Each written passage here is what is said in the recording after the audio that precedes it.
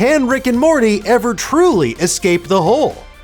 Welcome back to Nerdist News, I'm Dan Casey, and today we're breaking down the Rick and Morty Season 7 finale. The 10th and final episode of the season delivered an existentially poignant adventure that tied together the overarching themes of the season in a seriously satisfying way. Not only did Fear No Mort speak to the narrative journeys we've seen both our title characters undergo this season, but it also functioned as a striking metatextual evaluation of the series itself and where it finds itself 10 years in. In fact, in a season filled with episodes exploring the search for personal growth and the fear of complacency, the finale lands strongly as a pivotal and essential turning point for the entire show. We're going to break it all down for you in just a moment, but to do so, we have to spoil what happens. So if you haven't seen the episode yet and you're worried about that sort of thing, well, leave now before it's too late.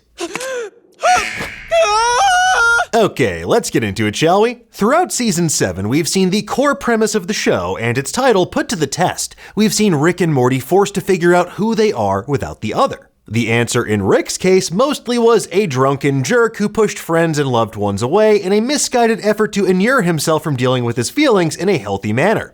And yes, it didn't help that his therapist was dating his professional frenemy, the president, but shit happens. In Morty's case, it ran the gamut from learning tough lessons about spaghetti to learning tough lessons about being a quado to now facing his darkest fears.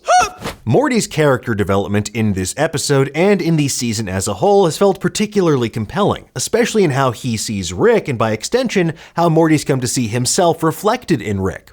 While we've seen Morty's confidence and self-reliance grow over the last couple of seasons, Fear No Mort feels like the most significant breakthrough for this character to date. It's one that seems to promise even more meaningful changes to come. Now, whether these changes foreshadow a path similar to evil Morty's awakening or something new and unexpected, it's safe to say the Morty who came out of that hole is not the one who went in, and that's a good thing.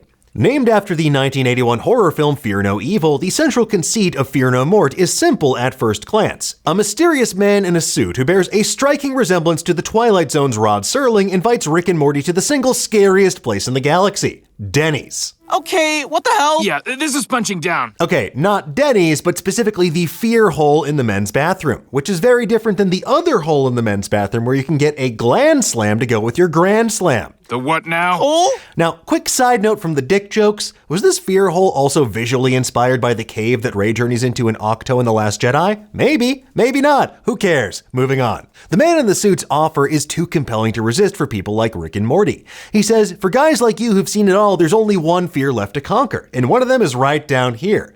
It calls to mind evil Morty being welcomed home from braving the horrors of the infinite in Unmort Ricken. And how are the horrors of the infinite today, sir? Each week, Rick and Morty brave untold horrors which change them in unforeseeable ways. They're constantly forced to face their fears, usually ones they didn't know they had. Sometimes these fears take a profound toll on our heroes, like the aftermath of Rick and Morty burying their own corpses in the backyard in Rick Potion number 9, or Rick trying to reconcile a cosmic feeling of emptiness after brutally murdering Rick Prime in Unmort Ricken. The key difference, though, is that Rick and Morty are usually thrust into frightening situations rather than making the active choice to leap into a capital F fear hole of their own free will. But both Rick and Morty are creatures of impulse, so Morty's leap of faith felt all but inevitable. While this episode is about facing our deepest, darkest fears, it also made us think of something that Don Draper once said on Mad Men. Back in Season 5's Commissions and Fees, Don asked a poignant question in a bid to poach a client's business. What is happiness? It's the moment right before you need more happiness. And I say this not just because both Rick and Don are Hall of Fame alcoholics, but rather because in whole Rick's storyline and Morty's arc throughout the episode, Fear No Mort poses a deeper question about what happiness is and its fleeting nature. It's really driven home by the man in the suit's monologue about the slow erosion of happiness. And let's be honest, that guy, major Don Draper vibes. Maybe it's because they both love stealing other people's lives. In a harrowing monologue, he expounds on the perils of chasing happiness and the impermanence of love, spinning a morbid web of potentialities. But that itself is just another ploy by the whole. Because if you live your life afraid to put yourself out there to try and find happiness, love, and companionship because you're scared it might end, you'll just find yourself sad and alone at the end of the day. The whole wants you to wallow, but the show wants you to choose life, even if that means doing live nude theater. Nudity always makes theater serious and good. And speaking of Mad Men, Rick Sanchez is something of a dying breed on television. He stands in stark contrast to the Ted Lassos of the world. Because for a period in the late 2000s and early 2010s, the anti-hero archetype reigned supreme on prestige television, or more accurately, the lovable but objectively bad person archetype. These characters sprang from the primordial gabagoos of Tony Soprano and dominated the airwaves. It was the golden age of anti-heroes popularized by the likes of Don Draper, Walter White, Nucky Thompson, BoJack Horseman, Rick Sanchez, and countless others. Now, though, it feels like they're fading in relevance in popular culture and being reevaluated through a modern lens. Or maybe not. There was that recent ranker poll that had Skylar White as the number 3 most hated TV character of all time. That is 3 spots above Show Tucker, the world's worst father and dog owner. But to be fair, they were pretty on point to include Rachel Berry and Caillou. You will answer for your crimes. Anyway, I'm getting off topic. While these figures were often admired and revered by audiences in their heyday, they're now more appropriately being recontextualized in the way they were intended, as flawed, unlikable characters the audience should not and is not meant to aspire to emulate. Despite fandom's gleeful cries of catchphrases like wubba lubba dub dub and ignoring its true meaning, Rick and Morty have always made it pretty obvious that Rick is not someone to be admired. He does objectively cool things, yes, but he's also an ass so much of the time.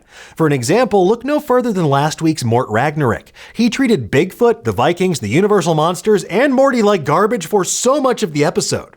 This all speaks to the larger themes of the season, revolving around Rick and specifically how he, Morty, and the universe, both narratively and metatextually through the audience, perceive him.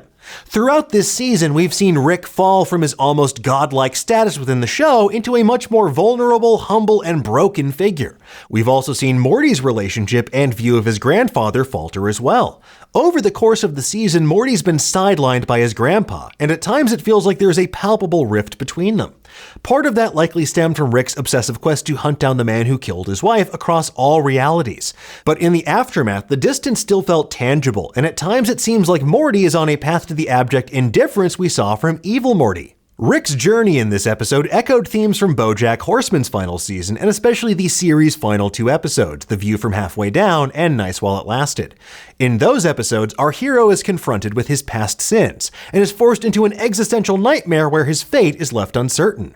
He's trapped like Schrodinger's cat in this impenetrable box of purgatory and self-growth. Ultimately, though, the only paths forward are redemption and growth, or death and emptiness, but only we can save ourselves. The whole, in general, feels like a metaphor for the crushing burden of self-awareness of life, mortality, and nihilism. Echoing those themes throughout this season, the montage of Morty not knowing whether he was out of the hole or not really showcases the way in which one must come to terms with those things and continue living and finding joy in life regardless. We see that contrast and self-awareness from Morty in this vision, especially when we learn that the version of Rick throughout the episode isn't the actual Rick. Rather, it's Morty's interpretation of who he sees his grandfather as, and ultimately what he seems to want to avoid. And also who he sees himself as. Oh my god, I've turned into my dad! And quick side note, how many times has Morty now simulated an entire lifetime at this point in the series? Between playing through Roy, A Life Well Lived, the euthanasia sequence in That's a Morte, and accidentally reliving the horrors of Uruguayan Flight 571 in the Vat of Acid episode, this poor dude has borne repeated witness to the ravages of time. While Rick and Morty often leans into themes of loneliness, nihilism, and isolation, it's also not afraid to offer a glimmer of hope for the future.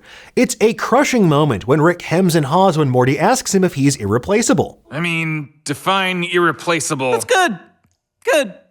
We, as the audience, are left to sit with the idea that despite Morty's deep well of love for his grandpa, it will never be reciprocated in the way that Morty wants. And Morty is okay with that. But then, moments later, we see Rick run back into the bathroom and he puts the picture of Morty that he keeps in his wallet on the Hall of Fame board.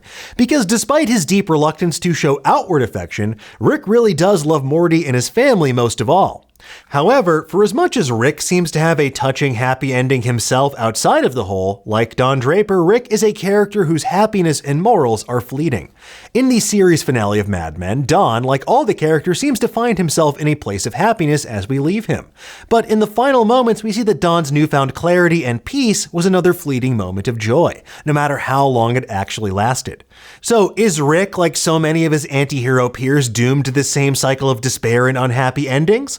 Or can he break free and escape the hole once and for all?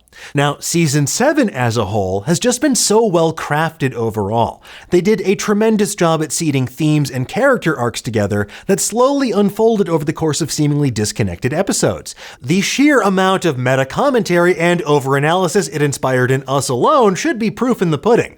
Between bringing in 2 new actors into the show's lead roles and celebrating its 10th anniversary, Rick and Morty could have easily rested on its laurels. Instead, this episode almost felt like a promise from the show for the future. I swear to God, if we're still climbing out of this f***ing hole 2 seasons from now... Maybe that was it. What? Maybe we needed to let go of our fear of uncertainty, you know? Anyway, folks, there you have it. That's everything you need to know about the Rick and Morty Season 7 finale. We will not be back next week because our offices are closing for the holidays, but we have a metric ton of other content like episode breakdowns for every episode of Rick and Morty and an exhaustively researched alien timeline to keep you company in the meantime. We'll see you back here in the new year, but in the meantime, tell us, what did you think of this episode? Did you spot anything that we missed? Let us know in the comments below. Have a happy and safe holiday season, and for the latest and greatest in the world of pop culture, stay tuned to Nerdist.com.